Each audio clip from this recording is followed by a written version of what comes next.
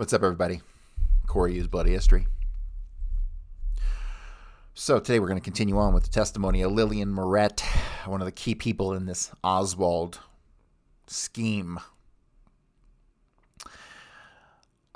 In researching her and the family, it's obvious at this point that there's way more going on, and that the intelligence aspect most certainly involved Lillian and Dutz Murret and their daughter, and then her sister and her sons, right? So this is a familial thing through the Claveries, right, to the Murrets. Naval intelligence, quite possibly, most likely. But we're still getting to the bottom of this. It's going to be a very long time before we come to any resolution, if we ever come to a resolution. So there's a lot of talk about these fucking JFK files again. Oh my God, they're the biggest red herring in the world. Don't be distracted by the magician's trick. There are no smoking guns. Here's what the smoking guns are. The smoking guns will show the JM Wave station. All those guys were on leave or not there. And that, in a best case, we'll show travel records to Dallas from Miami for the JM Wave guys. If in a best case scenario. But in a worst case scenario, we'll get nothing, right? Which is probably what we're going to fucking get. But so I sent a copy of my book and a letter to Representative Thomas Massey yesterday. And it was before they even announced anything about the records, which is kind of a funny coincidence, because I sent him a letter saying, hey, man, this is my book, and this should give you more than enough information to FOIA whatever you think you need to FOIA. And I was like, but I think these are the most important documents. And the list I gave him was relatively short, and it should have been a little longer. There was a couple other things I forgot to put on there, like I forgot to put on the files of Lillian Murret, which I needed to put on there, and Dorothea Murret, which I didn't put on there either. I should have put both of them. But what did I put? I put all the files on JM Wave Station, personnel, travel records, etc. David Morales files, all of them. Jack Valenti files, all of them.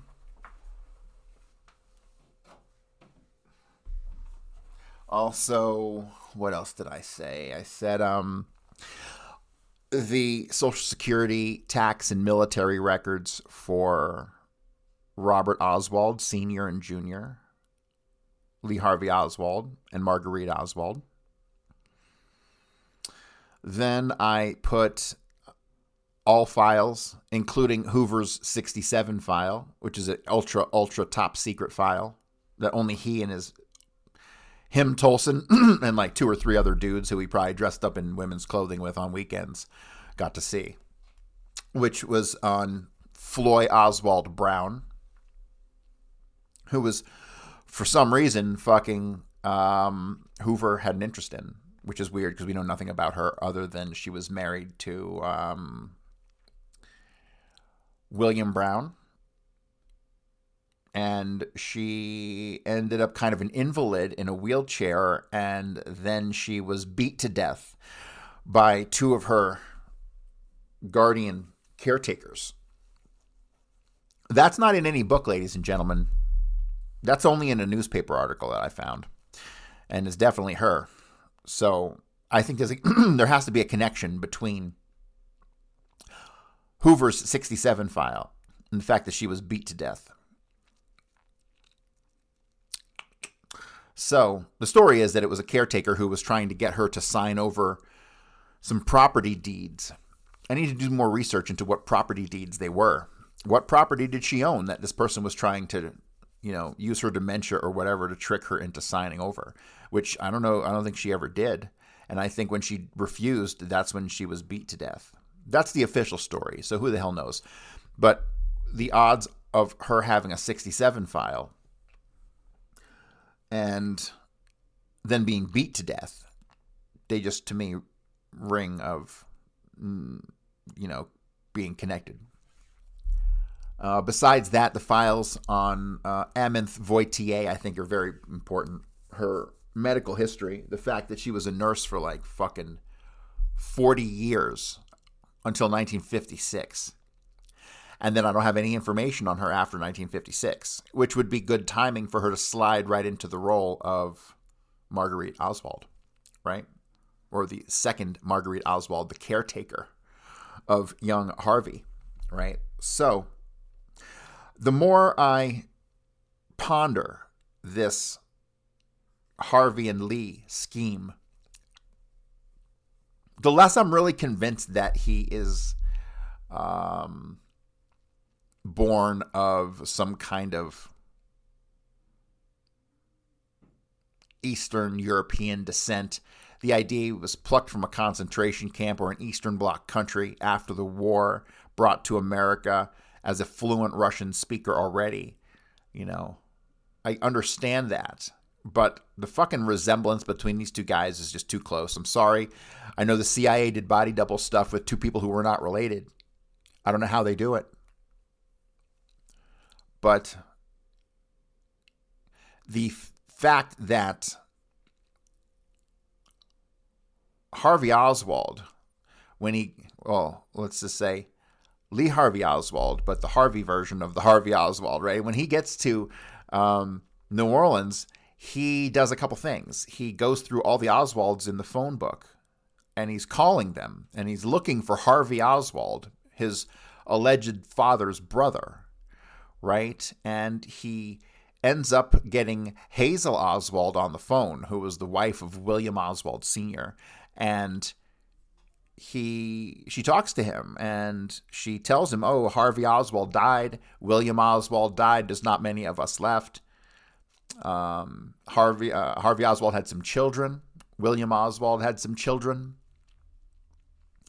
But this person was specifically looking for Harvey Oswald. And why would he be doing that if he wasn't a blood relative? I think he was. I think he genuinely was. I think that Harvey Oswald might have even genuinely been the father of Harvey Oswald, right? And I say this, not only is Harvey Francis Oswald's name on the birth certificate as being the witness, and we haven't seen a birth certificate. What we have is a witness to live birth certificate, right? Which is a different form. I guess there's 2 or 3 different ways they can document a birth. If it's in a hospital, usually it is an actual birth certificate. But Oswald was born in the French hospital, and it was delayed by about a week that any information was recorded. Hence, they had the documentation of witness to live birth signed by Harvey Oswald. So this is after Robert Oswald is dead, and this is after the family basically disowned Marguerite because she, like, literally he died and she wanted him buried that fucking day. She tried to get him buried that day and couldn't. And he got buried the next day. And the Oswald family thought this was the most cold, disgusting thing that anyone could ever fucking do. And so they distanced themselves from her. They're like, go fuck yourself, and you and your kids go eat a dick, right? Fuck you. That was what their attitude to her was, but not Harvey Oswald. Harvey Oswald stuck around. And we know he stuck around for a minimum a couple of months because he is on the witness to live birth certificate, right? So how do we interpret that? There's another factor we haven't considered here, or that I haven't mentioned in order to consider here. Robert Oswald's a short guy. He's about 5'5" or 5'6". He has dark brown hair and he has brown eyes, dark brown eyes, as indicated on his voter registration form. Lee Harvey Oswald has light gray eyes, very light blue gray eyes. And Harvey Oswald, the small one, the junior, has blue eyes, just regular shade blue eyes. Harvey Oswald, Harvey Francis Oswald, the one who died in 1956, I believe. He had gray eyes. He had light blue gray eyes. And Marguerite Oswald has blue eyes. And so Marguerite Oswald was a fucking hoe. All right. First, she cheats on Edward John Pick Jr. with VJ Knobloch, right? And then before before she even has, it was either before she had John Pick or right after, right about that time, she's already sleeping with Robert Oswald. But I have a problem with her having hooked up with Robert Oswald. The real problem I have with her having hooked up with Robert Oswald is that she did not want to hook up with Ekdahl in the beginning because she wasn't really that into him. It was kind of a pity fuck kind of situation. And he was 10 years older than her. And she didn't like the fact that he was 10 years older than her. That was a problem for her. Robert Oswald was 11 years older than her. Okay, so I don't know what the fucking thing with that is, right? So you've got the fact that she complains about Ekdahl, but she doesn't seem to complain about Robert Oswald, and she was happy with Robert, right? But then he's got brown eyes. He's a short guy, and she has a kid who has blue eyes. So what's happening here, right? You see, there's a lot of indicate, and then the fact that later Harvey Oswald calls around looking for Harvey Francis Oswald, and he gets Hazel Oswald on the phone, right? These are all little micro pieces of a puzzle, right? And so to me, there's a little bit of smoke here, and if there's a little bit of smoke, there's usually some fire. Will we ever know? We probably will not ever know. However, we need to figure it out. Will we figure it out anytime soon? No. Are we going to figure it out from these fucking document dumps? No. These document dumps are a red herring. They're stupid, okay? I don't give a fuck what he's going to release because he's not going to release the 986-page ONI file on Marguerite Oswald. He's not going to release any of the Navy documents on Marguerite Oswald's time as a phone operator. They're not going to release any of her waves training, which she had to have gone through in order to become the phone operator. They're not going to release documentation of her top secret clearance, which she had to have had in order to be a phone operator, because she's collecting high level people, right? On the phone switchboard, and she could be privy to conversations. And so therefore you had to have a top secret clearance, which means a massive background check, which is kind of interesting that she could pass through a background check in 1941. Well, I guess she hadn't really too tainted of a record. I mean, and they were desperate for civilians to come work during the war, right? And that's what the WAVES program was all about. It was about recruiting civilian women to come work and do womanly stuff, like answer phones and whatnot. But that didn't exempt them from having to get things like a security clearance. And it is around this time in 1941 when Marguerite Oswald is linked to New Jersey and Nazis that I believe this all started. And I believe by 1942, she's living in New York, where she had one time had to have gone through the WAVES training program, which was actually in Iowa.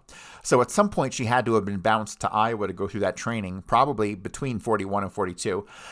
This is where you run into the issues and some contradictory information surrounding timing of when Lillian Murret was in possession of Lee Harvey Oswald. We know that right after Christmas, 1942, she puts Lee Harvey Oswald inside the Bethlehem orphanage, right? So at this time in 42, late 42, all three of the kids are there. But before that, he was in the custody of Lillian Murret. So other than the alleged time at the Pauline Street address. Oh, and Diana, I read your message about the Pauline Street address, and I've read something very contradictory to that. I read that place was owned by, or it was lived in, on the Pauline Street address was lived in by the Roaches, and that Marguerite Oswald moved in there. And then within a month or so, the Roaches moved out and everybody moved out of there. Basically, that's what I read.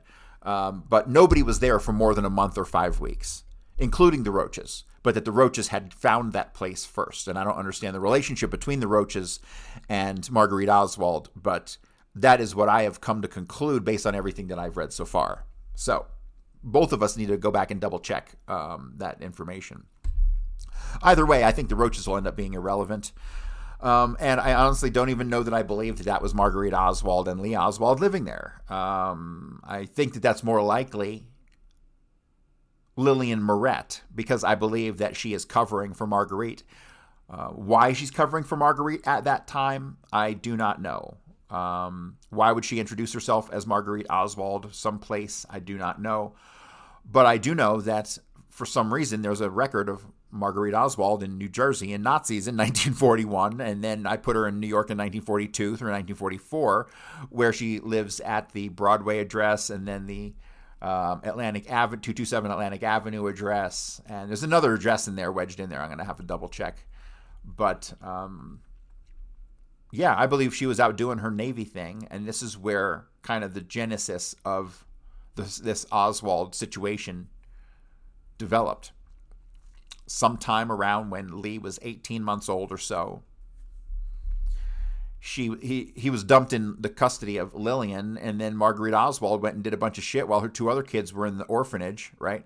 So there's some interesting, weird stuff about the dates on who signed Marguerite's name. Did she come back for a couple days? Did she go visit her doctor and tell her doctor some things? So there is some indication that she was away but had come back, and if she hadn't come back, that Lillian Murret was signing her name at various things, perhaps to cover for the fact that she was in. I don't know if they were thinking ahead. I don't know what the fucking deal was. I don't give them that much credit to be thinking that far ahead. To have Lillian Murret, impersonating Marguerite Oswald in 1941 and 2, right? So it would lead me to believe the more rational explanation is that Marguerite Oswald would come back periodically. You get leave if you're in the military. You get leave. So a typical enrollment in the military is 3 years. Oswald did 3 years. All these guys in the Marines back then did 3 years. And if Marguerite Oswald actually went into the Navy in 1941 and came out in 44 and the whole thing was covered up, then, what the fuck, right? Because that's what it looks like happened. It looks like she joined the Navy, probably did 3 years. If she wasn't in the regular Navy, she was most certainly in the WAVES program, which was for civilians. So you see what I'm saying? When you take all this information into consideration, and then you look at the fact that there are some weird dates with Oswald and his brothers at the Bethlehem orphanage, and then you get some really weird information, like the guy who was one of only 2 teachers at the Bethlehem orphanage. He remembers Lee Oswald, remembers John Pick. He doesn't remember Robert Oswald at all. So then you get some weird anomalies like that, right? So, but now I'm starting to ramble. So once I realize I'm starting to ramble, I realize how much off the fucking topic I am. And so we're going to get back to the testimony of Lillian Murret.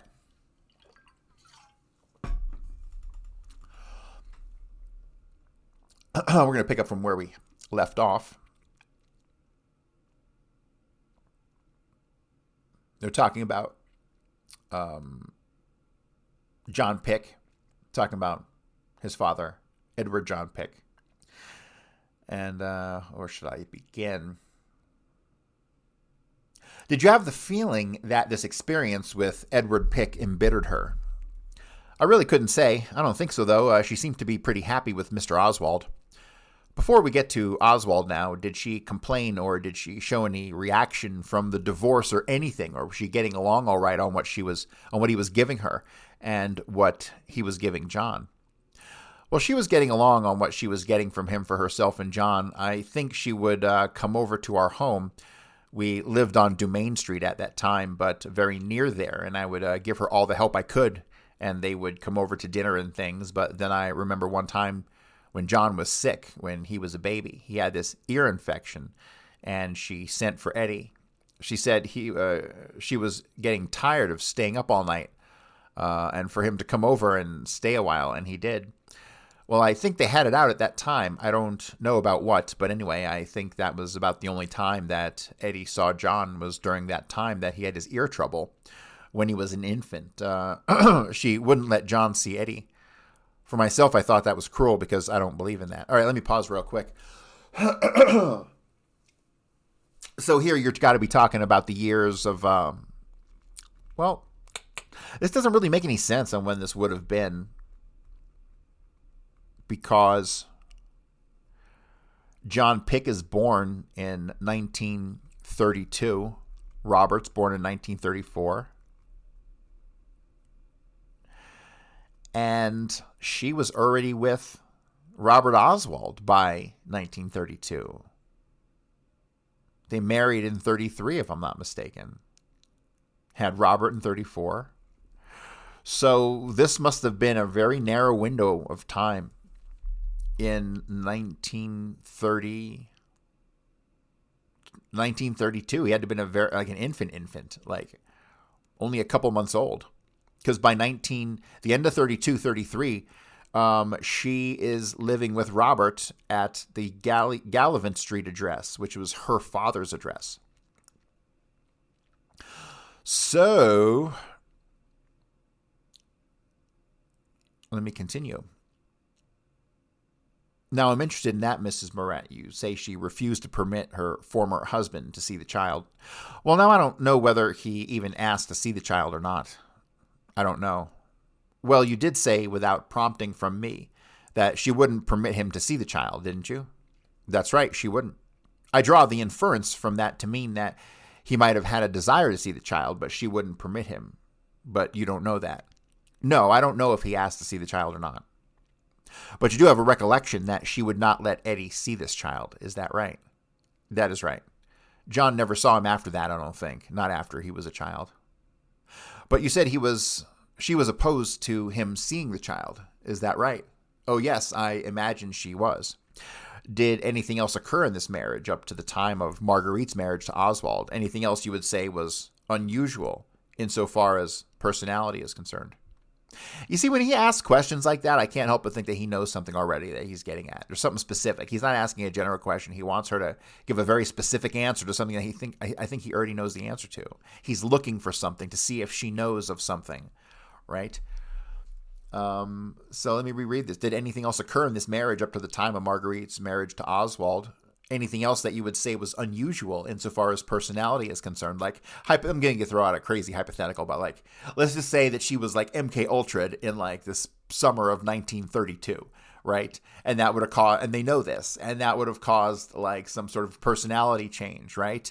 This is the kind of stuff they're asking when it comes to Harvey and Lee, for sure, 100%. Like they know the deal, and they're asking questions, seeing if other people know the deal. And I think that questions like this are like that, right? Like, so he's probably aware of something else that happened in 1932 that changed her personality, right? And so he's digging for a specific answer to see if she knows as well. And I think that's what a lot of the testimony and questioning it is.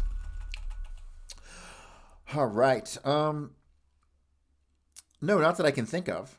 You've mentioned a couple of aspects already. No, I don't know of anything else. That would be about all I know. When she became pregnant and they separated, it was just probably a day after that, whatever it was. But then she sued for divorce and went to live in Carrollton. And the divorce was granted and she got the child. And he supported John for 18 years.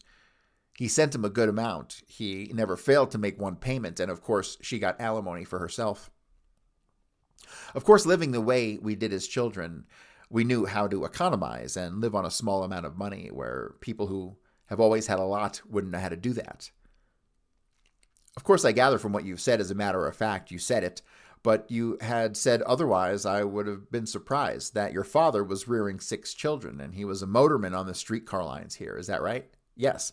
And you were necessarily poor people. Yes. He made $90 a month. We paid $12 a month house rent, or $14, I don't remember. And every day he would give us each $1 to do the marketing with, and we would have some left out of the dollar, believe it or not. My sister Pearl, when she would have anything left, she would go to the store and buy some materials and sit down and make herself a dress by hand. And what she had left from the dollar, because whatever was left out of the dollar he gave us, if we had anything left, it didn't matter. We could buy anything for ourselves and so forth that we wanted. You mean he gave $1 to each of you each day? $1 to feed the family, yes, sir. We ate beans and rice and spinach and vegetables and bananas and things like that. But we didn't have a big household expense, you see. We didn't have a gas stove. We had a furnace and things like that. There were no electric lights. In the very beginning, there weren't, and all those expenses you see were out. I have no bitterness toward my life as a child. In fact, I like to talk about it because we were always so happy. We went skating. We had skates, and when we were teenagers, we would go skating around Jackson Square and the French Quarter and so forth. And my aunt would let us take up her rug at any time we wanted to dance, and she had a piano, and we would go over there and dance and play the piano. And I might say that Marguerite was able to do different things. She was very entertaining. She could sing very well. not, to be a professional singer, but she had a good voice. And then when we had a piano that my father bought for $5, she learned to play by ear on the piano. So we really had a lot of fun. We cooked our beans and we ate our beans and we drank our coffee and we ate our bread. And the rest of the time we didn't have to do all that children have to do today. I find children today are under a great strain. Their parents want children to grow up long before their years. They don't let them just take things in stride anymore like they used to. Now they go to the Blue Room and places like that, and they apparently think that's the things to do. What's the Blue Room? That's in the Roosevelt Hotel. It's a place of entertainment. Yes, entertainment, and of course they have to go bowling, and they have to be baton twirlers, and they have to go dances and all kinds of school events, and it's constantly going and coming all the time, and they just don't ever seem to relax like they used to. Did you notice that change of subject that she snuck in there really quickly? She brings up the Blue Room for no fucking reason. He tries to question her about the Blue Room. She goes, it's in the Roosevelt. Is it a place of entertainment? Yes, entertainment. And then she changes the subject back to what kids need to be doing these days, right? So something's going on there. They have children in my block who never stop. They have poor people around there, but they never seem to relax. They don't know how to relax, apparently. My own children, well, I'm glad they live like either. I'm glad they didn't live like either. All right, now, when John Edward Pick was approximately 2 years old, your sister Marguerite married Mr. Oswald. Is that right? That's right. Now, there's something else happened during that time. She told me this, and I don't know whether it's true or not, but I guess it's true because I've never found my sister to lie about anything. You never have? No. Have you ever found her to have hallucinations, that things didn't actually occur that she thought had occurred, or that she had a tendency to exaggerate or overstate something? See, he's asking questions like he knows something, right? He knows something. That's why he's asking this question. I would say when you put it that way, I would say if she expected a person to do what she was thinking and a person didn't do that, well, then that was the wrong thing. When that happened, did she get excited about it or angry or show any emotional trait at all? No, I don't think so. Now, maybe she may have appeared excited. I don't know if she was excited or not. I just always felt that she was really too quick. She would fly off too quick. And if you didn't think the way she did about anything and you tried to explain to her, you would just be wrong. You couldn't get along with her if something would come up like that. Of course, it would could be you. It was you who was at fault. So I'm not saying that she was at fault every time or anything like that. Maybe she was right, but you just couldn't reason with her if she thought that she was right. And I don't think anybody can be right all the time. Tell me more about that. You said she was unable to get along with people. Now, I would like to know more about that, just as you recall it, and any incident that might have happened or anything that you noticed about Marguerite in connection with any incidents like that. Well, I mean, if people don't do things right, maybe it's because they have been doing some wrong things which they had no control over or something. You see what I mean? But at other times, things might occur where they weren't wrong, and if she didn't see eye to eye with you, then you couldn't reason with her about it. You couldn't explain things to her, I mean, if she thought differently, then you were just wrong. And she was sufficiently vociferous about it. She was very independent, in other words. She was very independent. She didn't think she needed anyone at any time, I don't think, just because no matter how much anyone would try to help her or how much they would try to do for her, she never thought that anyone was actually helping her. So often I have helped her out quite a lot of times, but sooner or later it seemed like she would just take one little word or something that she would think was wrong, and we would have these little differences. You mean she would fly off the handle, so to speak? Yes, she would fly off the handle and go, and that was it. And when she would do that, you wouldn't hear from her or anything. And that's all you could do was just let things ride until she would come to New Orleans again or something like that. And then usually she would call, or if accidentally I would meet her on the street or something, and I would go ahead and give her help again. It would occur that when she would fly off the handle sometimes, you wouldn't see her for a while. Oh, yes. Is that about the pattern of what happened when these incidents would arise? Yes, I think so. Did you make efforts to get along with her since you were the older sister and really the head of the family? Yes, I did. Did you try to mollify her and tell her that she shouldn't act that way? Well, that was all in later years. That was after her marriage and after my marriage, naturally. She might not like something like my children were doing and so forth. And I told her that I always believed my children, whatever they told me. She asked me that if I did that, and I said, yes, I did. And I had that reason to believe them. I had faith in them, and I felt they would always do the right thing. She questioned that. With me, yes. I mean, about the children. She questioned you to the extent that she thought it was unwise, or she didn't get it, that you should have faith in your children. That's right. She told me at one time, and I can remember this incident that happened if you want to tell me it. Go ahead and tell me about it. The incident was just recently. Okay. All right, ladies and gentlemen, I need you to pay attention to what this story that Miss Murret is going to tell here, because she spills the fucking beans on herself. I mean, this is not exactly the epitome of anti-interrogation training, if you know what I fucking mean. So, she's about to tell a story about Marguerite Oswald being at her house, okay? But mid-sentence, she realizes that she's already told them that she hadn't seen Marguerite for years, right? So she catches herself mid-sentence in her own lie, and she realizes that Marguerite wasn't supposed to have been at her house during this story time that she's about to tell, right? So let me go ahead and read this, and hopefully you get the kick out of it that I did. This is extremely important and extremely telling. The incident was recently, I may say. Notice that word, recently. The incident was recently, I may say. My son John was just married October 5th. Of what year? This year, 1963, this past year. Your son John. Talking about John Murret. Yes, well, she was over at the house. Who are you talking about now? Marguerite. All right, Marguerite was over at the house, and what happened? Before he married this girl that he did marry, remember, he married this girl in October of 63. Before he married this girl that he did marry, there was a young lady that he would invite over to our home quite often, you see. So Marguerite was over at the house at that time. You're talking about your house. Yes, my house. And she was just visiting alone, and it was a rainy day, and John and this girlfriend, we were all in the front room, so to pass the time, they were passing notes to one another. And so the next day, she told me about that, and she said that they were passing notes about her, so I questioned John about it, and he laughed.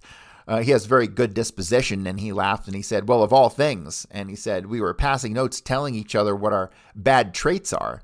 He said, she would pass me a note telling me about a bad trait I had, and then I would pass a note back to tell her about a bad trait that she had. They were getting a big bang out of that, but Marguerite was under the impression that they were talking about her. And so I told her, I said, well, I believe John. And she said, do you believe everything they tell you? And I said, yes, I believe what they tell me. Now, this was just last fall, that was. Okay, remember, that was just last fall, just before October, because John gets married in October, but it was just before that when he had some other girl over, right? So we're talking in 1963, just before October. Sometime, probably summer 63 is probably what we're talking about here, okay? So, and then Mr. Jenner catches the problem here. And he goes, was that just this last fall in October? And Mrs. Murret says, no. Now, John was married in October, but I hadn't seen, this was quite a while previous to that, maybe 2 years. Oh, this incident occurred then back in 1961, would you say? About the time Lee defected to Russia, probably about that time or after. Was it after 1959? That's when Oswald defected. Let's see. I can't remember when it was now. He was mustered out in September of 1959, and he went into Russia right after that. I just can't remember that. Now, would you tell me about the Oswald marriage? Well, I knew Lee Oswald. Notice he changes the subject at this point because he realizes that she fucked up. She realizes she fucked up. So what do we know? We know that just prior to October of 1963, Marguerite Oswald was at the Murret house when Murret said that she hadn't seen her sister for years. Why'd she lie? I'll tell you why she fucking lied. Because she was talking about her real sister. Her real sister was over at her fucking house in just before October, while the fake Marguerite was in Fort Worth. That's the fucking problem here. That is the problem that she almost just spilled the beans on. Let me go back and reread Mrs. Murret's last couple sentences of her statement.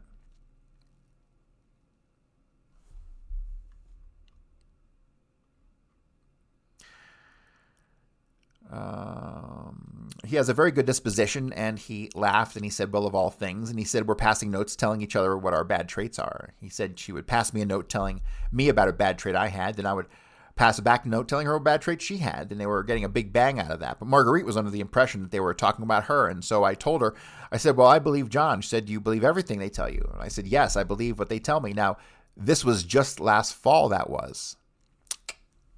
This was just last fall. Just before he married the other girl.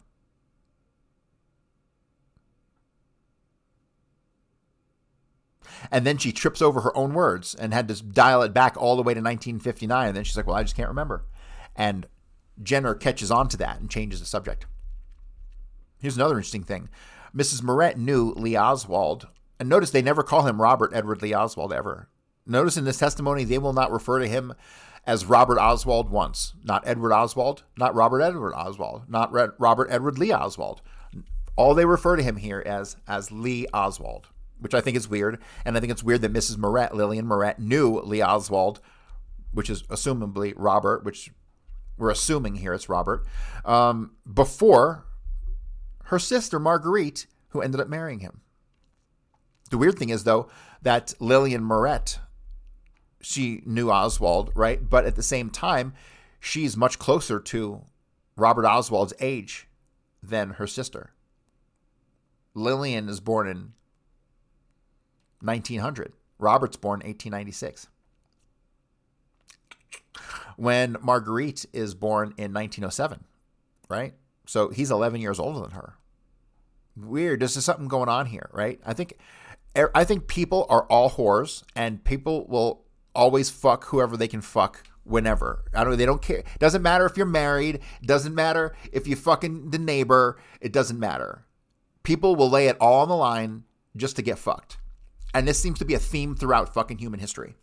And the Oswalds and the Claverys seem to be no different. So, let me continue. Well, I knew Lee Oswald. He was an insurance collector on my route. Lee Oswald was an insurance collector. For Metropolitan, yes, sir. He collected insurance premiums for the Metropolitan Life Insurance Company.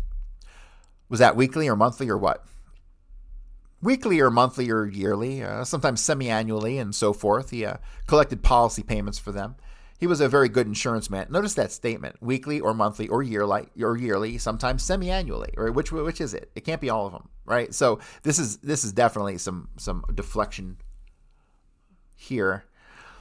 And why is she so familiar with her insurance salesman's fucking route, right? It doesn't make any sense to me. I don't know what to think. He was a very good insurance salesman. He was an energetic man. He was. When you first knew him, he was married, right? No, he was already divorced from his wife when he collected in my area.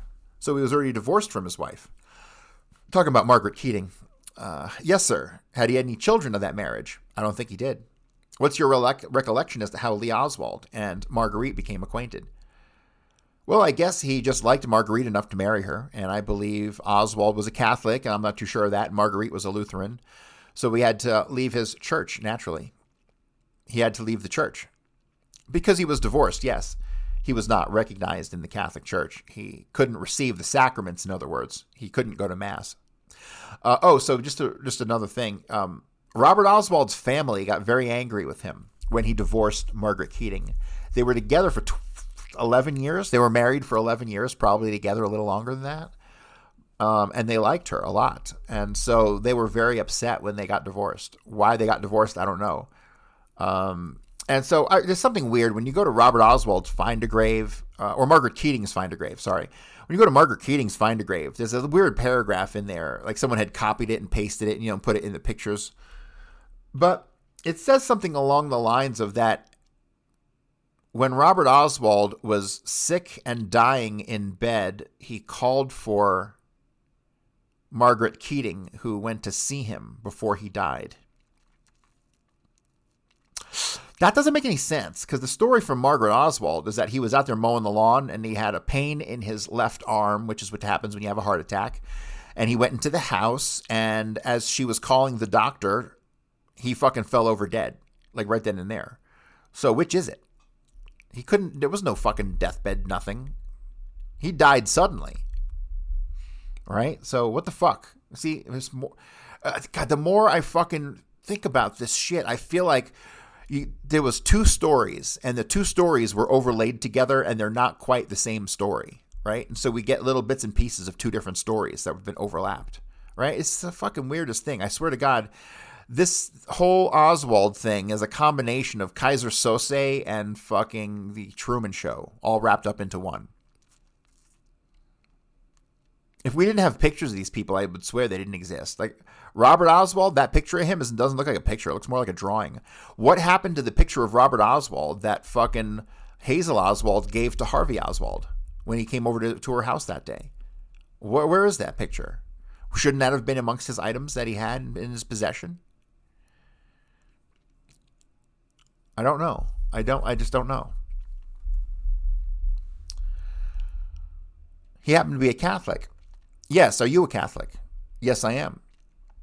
All right, so am I, and I just wondered if you were. Go ahead. So they were married in a Lutheran church. See, Lee Oswald and Marguerite, they were married at the Lutheran church on Canal Street. I was going to ask you what your family was by way of religion. You're a Catholic. Yes. Have you always been a Catholic? Well, not always. I wasn't always a Catholic. My father was a Catholic. My mother was a Lutheran, and we were baptized in the Lutheran religion. You were baptized in the Lutheran religion. Yes, and my father, who was a Catholic, he always saw that we went to Sunday school. He would see to it that when you went to the Lutheran Sunday school or to the Lutheran church, yes, he did. I always thought of my father as St. Joseph. I don't know why, but I guess it was because he was close to us as children. He would take us on Christmas Eve night over to church, and he probably did a lot better than a lot of women do today with a family. Well, he was undoubtedly quite a tolerant man then. Oh, yes. Your mother had begun to rear her children as Lutherans, so he continued that. Yes, he did. He didn't attempt to induce any of you to become converted. No. John Pick, rather Eddie Pick, was a Lutheran too. About the marriage to Lee Oswald, she seemed to be happy. He had everything she wanted. They lived on Taft Place in the City Park section, and right after that, they built a home on Alvar Street. That was a new section then. Right now it looks awful, but at the time it was a growing section, and this was a new house, a little single house right opposite a school. It was a very nice place. What was the name of the school? The William T. Frantz, they called it. How do you spell Frantz? Frantz, I think it is. There were 2 children born of that marriage, is that right? Yes, sir. 2 children, Robert and Lee, was born after his father died. Well, his father died in August of 39, and Lee was born on October 18th, 39, about 2 months after. Is that right? Yes. Lee Oswald wanted to adopt John Edward, but my sister wouldn't hear to an adoption by him because she said he had a father, and she was receiving this allotment from him, and she didn't want to change his name. When she married Lee Oswald, I assume her alimony terminated, did it? I think so, but John still received his. The child support continued. Oh, yes. Now, what came in between there is what I started to tell you about John Pick. That was after she married Oswald. There was a colored girl working in the grocery store, and John was in there, and he was about 2 or a little over 2 at the time, and this young woman was in the store. Let me interrupt you there a moment. When you say John, are you referring to John Pick?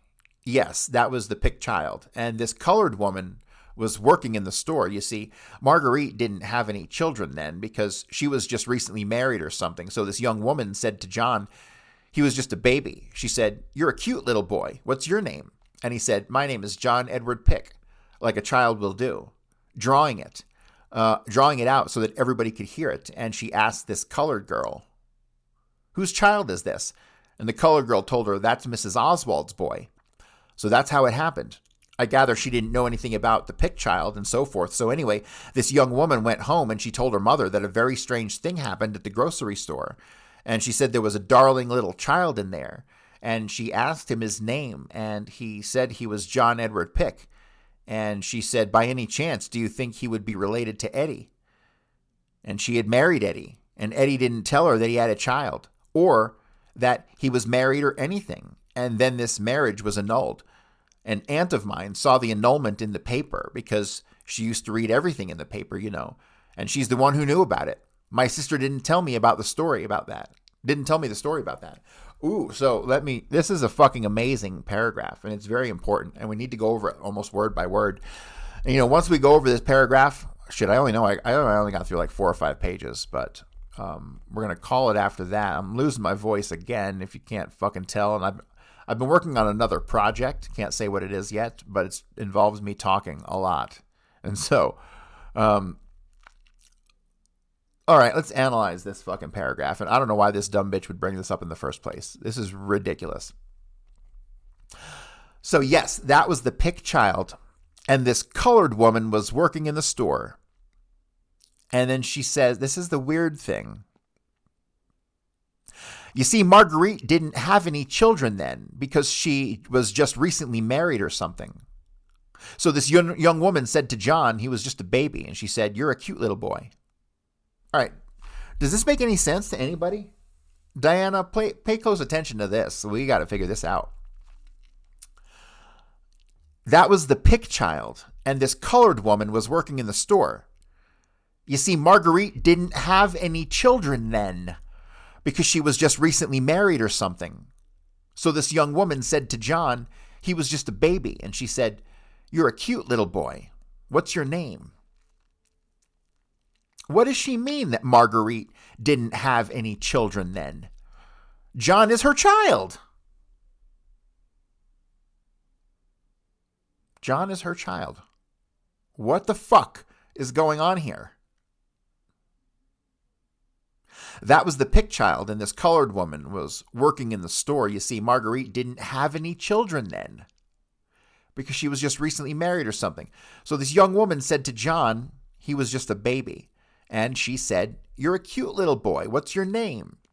And he said, my name is John Edward Pick. Like a child will do, drawing it out so that everybody could hear it. And she asked this colored girl who's working in this store, where the fuck is Marguerite at this time? And why is John Pick hanging out with this colored girl? Whose child is this? And the colored girl told her, that's Mrs. Oswald's boy. So that's how that happened. So square this circle for me. How do you say that Marguerite didn't have any children then? Because she was just married. But then you say that that's Mrs. Oswald's boy in the same story. It doesn't make any sense to me. I gather she didn't know anything about the pick child and so forth.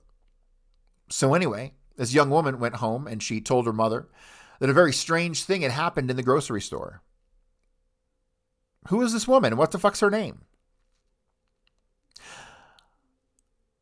She told her mother that a very strange thing had happened in the grocery store, and she said that there was a darling little child in there, and that she asked him his name, and he said he was John Edward Pick.